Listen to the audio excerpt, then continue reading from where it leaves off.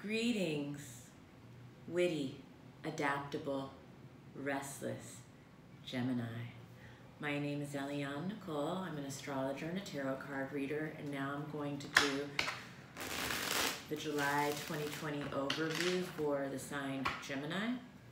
And I'm going to do a tarot reading and also look at the planets. So definitely stick around for the second half of the video because there is a lot of really important stuff going on in the planets for Gemini, actually. And I recommend you watch the videos for your sun, moon, and rising sign. If you don't know your sun, moon, and rising sign, you should definitely contact me for a direct reading. I read on Zoom now in quarantine, and it's quite effective. I would love to read for you. As you enter the month of July, Gemini, we see the Ace of Pentacles reversed. So this could be financial concerns, practical concerns, the feeling that you missed an opportunity perhaps. But that is covered by a victory, so do not worry about that. You're crossed by the Knight of Cups. So this is the position of your tikkun, what the Kabbalists call your tikkun for July. That's your karmic correction. It's around male romantic figure. So for Gemini men, this is you. And for Gemini women, this could be a male figure or male energy, masculine energy in your life. So it looks like there is some spiritual work around romance, love, and or creativity. And the basis is the Nine of Cups, so it looks like there's delays in wishes. But I love, Gemini, when the wish card is on the table because it does mean that your wish is going to come true.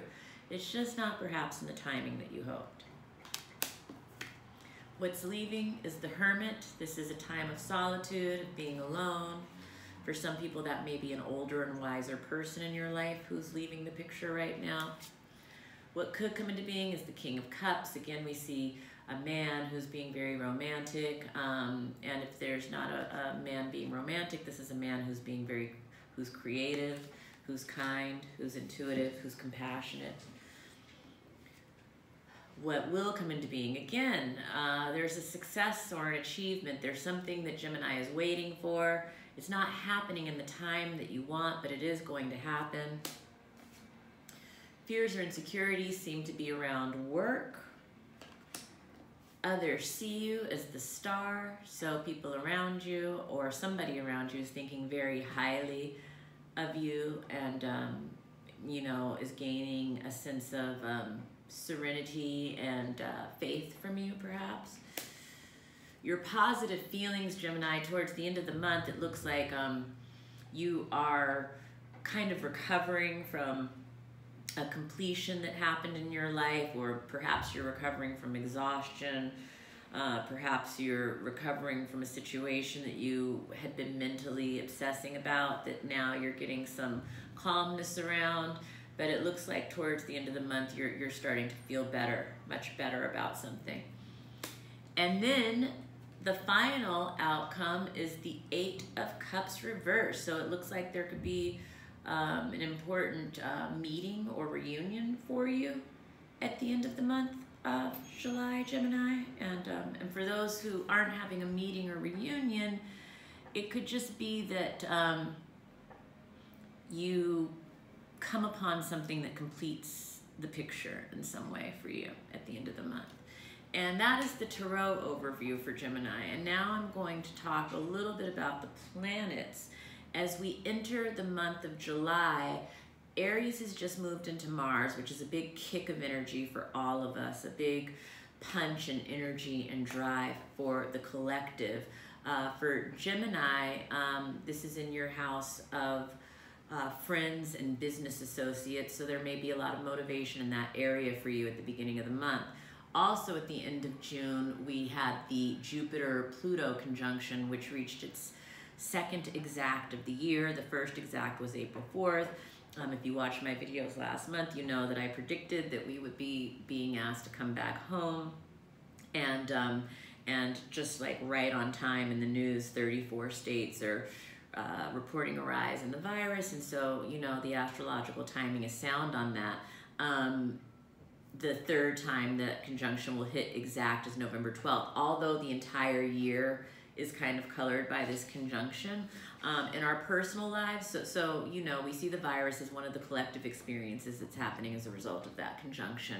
In our personal lives, it manifests differently. Of course, we're all affected by the collective, but how it comes through for us depends on our own chart and where our personal planets are. For you, Gemini, this is a very, very transformational year. This Jupiter-Pluto conjunction is happening in your 8th house.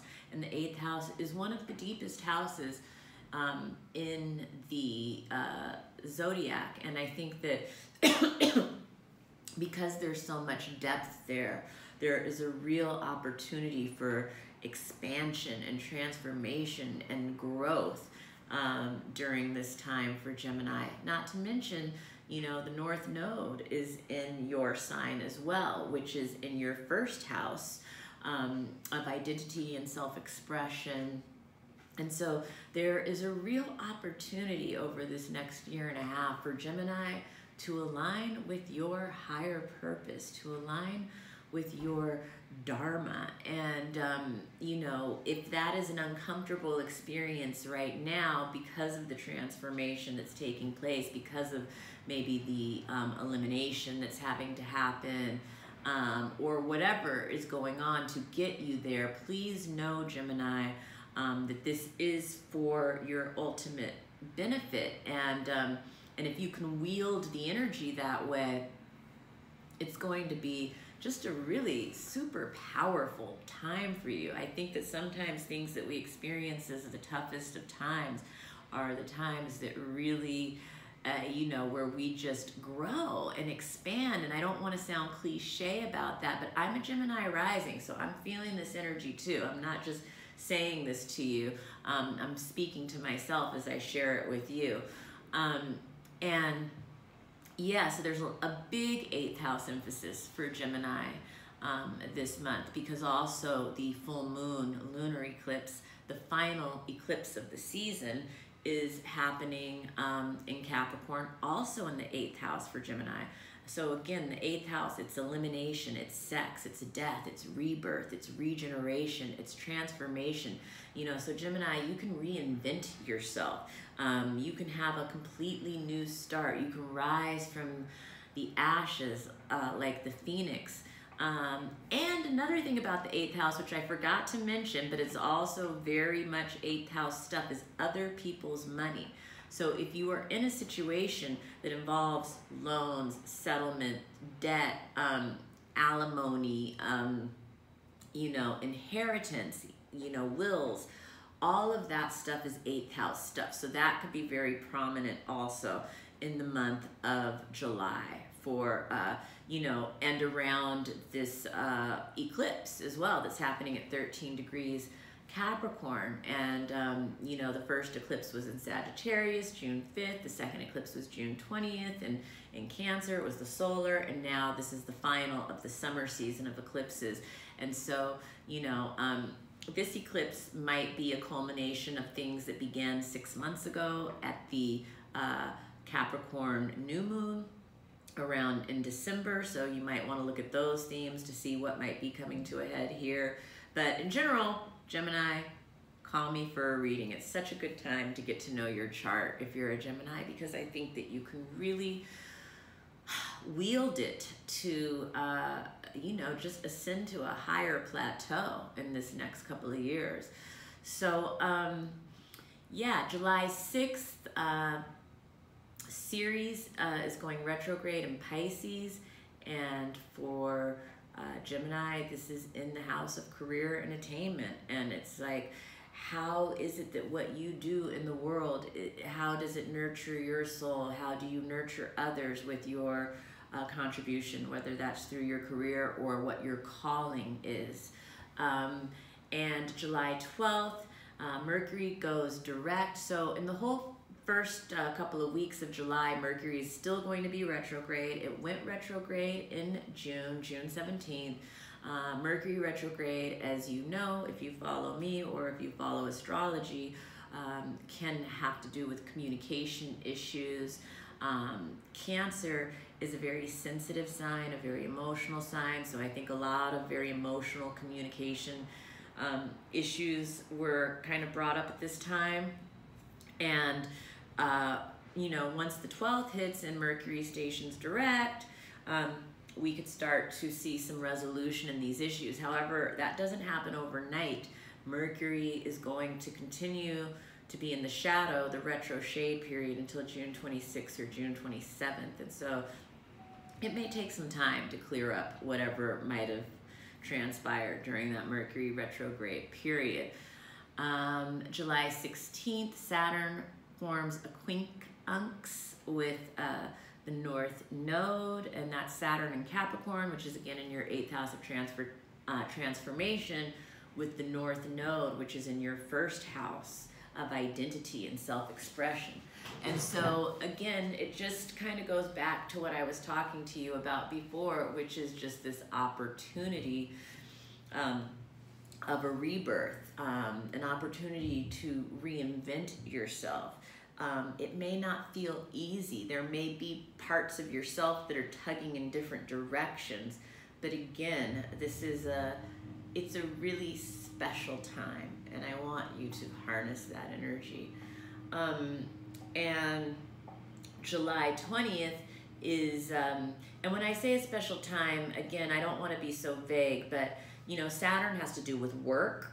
Saturn is retrograde in Capricorn, and so we're restructuring, we're rethinking, we're reimagining our long-term strategies and goals around work, around structures in our life, and how that relates to our dharma, our purpose, our path, our higher purpose in the world.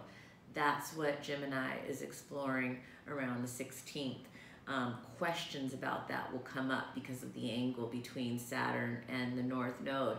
And it may be uncomfortable, it may be an irritation at this time, but that irritation is to stimulate you to start to think and to start to reach for that alignment. And July 20th is the new moon in Cancer, and this is the black moon in Cancer, very powerful black moon. I love the black moon. And it's the black moon because it's the second new moon in the same sign in the season. The first one was at 0 degrees Cancer, which was super powerful because it happened at the world point, and that was a solar eclipse. And but this one is happening at 28 degrees Cancer at the end of the sign. So it's also a very powerful point. You know, we have the beginning and the end, and so it's a second chance to recommit to a new start in those Cancerian themes. This is around your home, this is around your mother, around your roots, around the ancestors, around land, real estate, wealth. Also, this is for Gemini in particular. You know, the Cancer new moon is happening in the 2nd house. And so it's recommitting to a new start or whatever it is around finances, around resources, possessions, but also around your value system. And yeah, so that's June 20th. That's July 20th. July 22nd, the sun moves into Leo. And so when the sun moves into Leo, that is moving into your 3rd house, Gemini. And at that time, you know, you may be called to speak in front of others. You may be having a lot of energy and action around communication, around self-expression, around writing, around speaking. It should really shine a light in that area for you for that whole Leo sun period, which will be around July 22nd until mid-August or in the 20s of August. And yeah, and then July 27th, Jupiter is forming a sextile with Neptune, which is a very kind of transcendent and very spiritual, very expansive, very creative aspect. I really love this aspect, particularly for anyone who is creative. It's a really beautiful, inspiring kind of alignment. And for you, Neptune is in the 11th, or will be in the 10th house, and Jupiter is in the 8th house. So this is maybe going to be some inspiration for you related to this kind of deep internal transformation that's happening and your calling in life. And again, I would urge you to contact me for a direct reading. I'm reading on Zoom during quarantine. That way you get to keep a recording of the reading afterwards to review. And I just think it's such a powerful, it's an empowering thing to get to know your chart and to work with it on a regular basis in your life. And I really enjoy doing it, so please reach out to me for a reading. And if you like this video, give me a like. If you didn't like it, give me a don't like, but I hope you liked it. Please follow me on Instagram at astrology.tarot.Eliane Nicole. And please share this video with other Geminis. And have a wonderful, wonderful July, Gemini.